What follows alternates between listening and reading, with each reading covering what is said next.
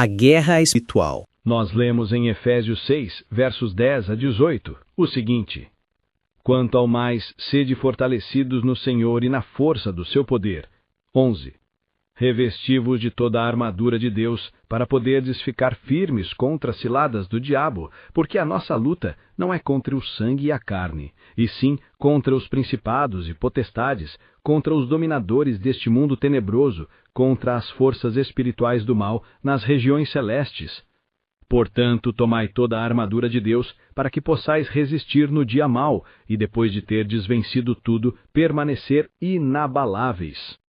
Estai, pois, firmes, cingindo-vos com a verdade e vestindo-vos da couraça da justiça. Calçai os pés com a preparação do evangelho da paz, embraçando sempre o escudo da fé, com o qual podereis apagar todos os dardos inflamados do maligno. Tomai também o capacete da salvação e a espada do Espírito, que é a palavra de Deus, com toda a oração e súplica, orando em todo tempo no Espírito, e para isto vigiando com toda perseverança e súplica por todos os santos. Aqui está uma exortação geral à constância em nosso curso cristão e ao encorajamento em nossa guerra cristã. A nossa vida não é uma guerra?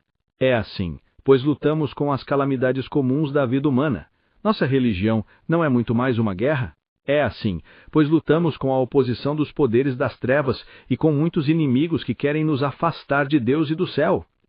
Temos inimigos contra os quais lutar, um capitão pelo qual lutar, um estandarte sob o qual lutar e certas regras de guerra pelas quais devemos nos governar. Finalmente, meus irmãos, verso 10, ainda resta que vocês se dediquem ao seu trabalho e dever como soldados cristãos. Agora é necessário que um soldado seja corajoso e bem armado. Se os cristãos são soldados de Jesus Cristo, eles devem cuidar para que sejam corajosos. Isto é prescrito aqui. Seja forte no Senhor, etc. Aqueles que têm tantas batalhas para lutar e que, em seu caminho para o céu, devem disputar cada passe com a força de espada, precisam de muita coragem. Seja forte, portanto, forte para servir, forte para sofrer, forte para lutar. Deixe um soldado estar bem armado por fora. Se ele não tiver um bom coração, sua armadura o manterá em pouco lugar. Observe que força espiritual e coragem são muito necessárias para a nossa guerra espiritual. Seja forte no Senhor, seja em sua causa e por causa dele, ou melhor, em sua força. Não temos força própria suficiente. Nossa coragem natural é uma perfeita covardia, e nossa força natural é uma perfeita fraqueza, mas toda a nossa suficiência vem de Deus. Em sua força, devemos seguir em frente. Pelas ações da fé devemos buscar graça e ajuda do céu para nos capacitar a fazer o que por nós mesmos não podemos fazer em nosso trabalho e guerra cristã. Devemos nos estimular a resistir às tentações confiando na total suficiência de Deus e na onipotência de seu poder. Eles devem estar bem armados, vistam toda a armadura de Deus, verso 11.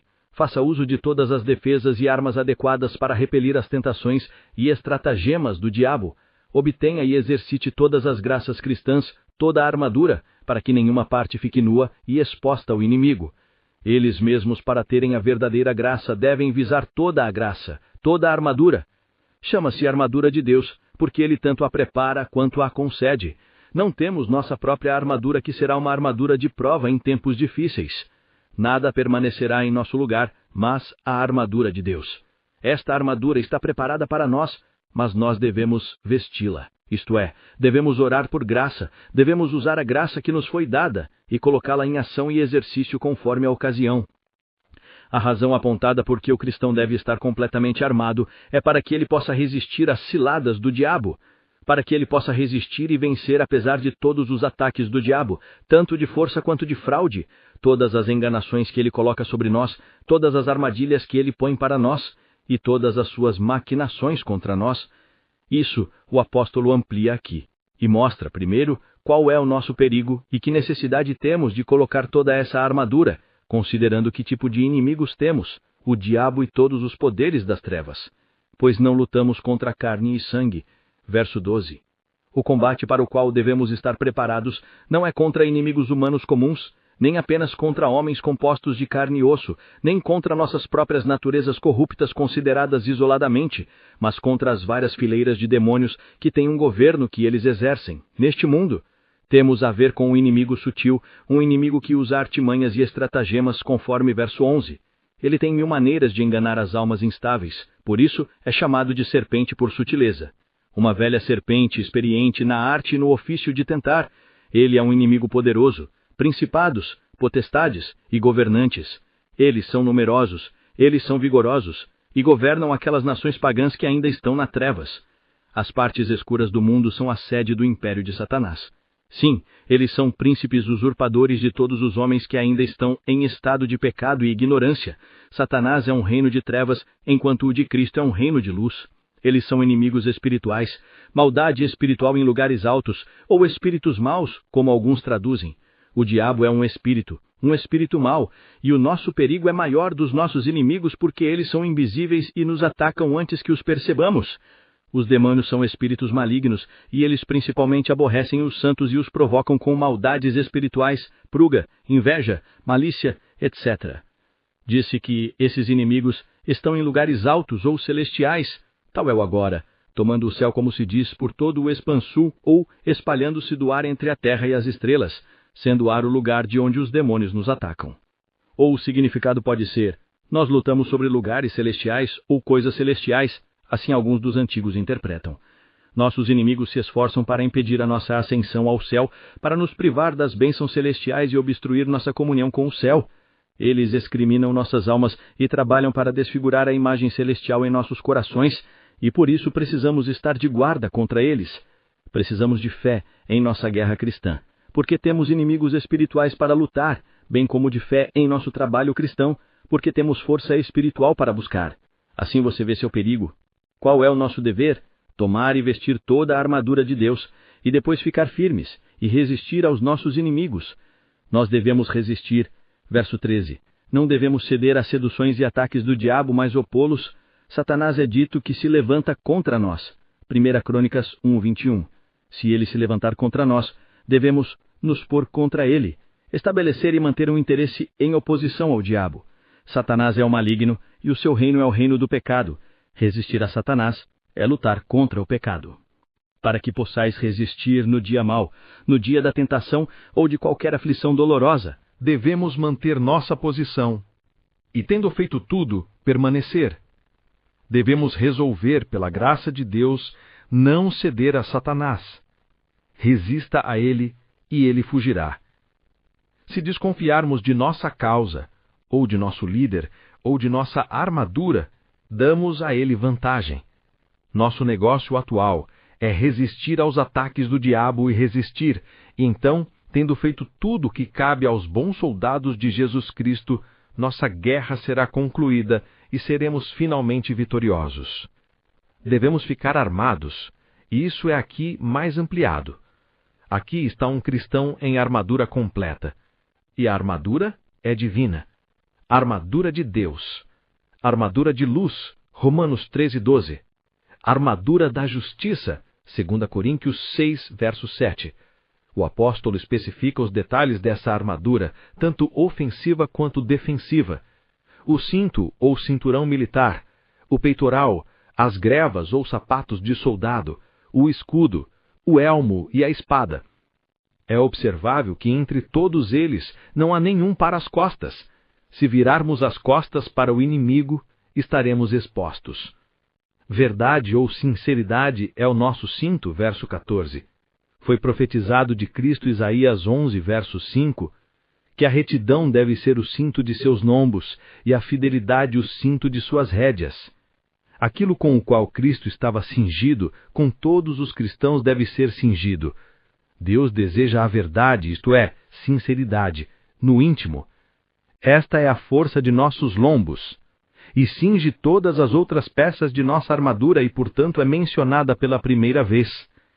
Não conheço religião sem sinceridade. Alguns entendem isso da doutrina das verdades do Evangelho. Eles devem se apegar a nós como o cinto aos lombos. Jeremias 13, verso 11. Isso impedirá a libertinagem e a licenciosidade, como um cinto restringe e mantém o corpo. Este é o cinto do soldado cristão. Sem ele não é abençoado. A retidão deve ser nossa couraça. A couraça protege os órgãos vitais, protege o coração, A justiça de Cristo imputada a nós é nossa couraça contra as flechas da ira divina. A justiça de Cristo implantada em nós é nossa couraça para fortalecer o coração contra os ataques que Satanás faz contra nós. O apóstolo explica isso em 1 Tessalonicenses 5, verso 8, vestindo a couraça da fé e do amor. Fé e amor incluem todas as graças cristãs, pois pela fé estamos unidos a Cristo e pelo amor aos nossos irmãos. Isso inferirá uma observância diligente de nosso dever para com Deus e uma conduta justa para com os homens, em todos os ofícios de justiça, verdade e caridade. A resolução deve ser como as grevas para nossas pernas, e seus pés calçados com a preparação do Evangelho da Paz, verso 15. Sapatos, ou grevas de latão, ou similares, antigamente faziam parte da armadura militar, 1 Samuel 17, verso 6.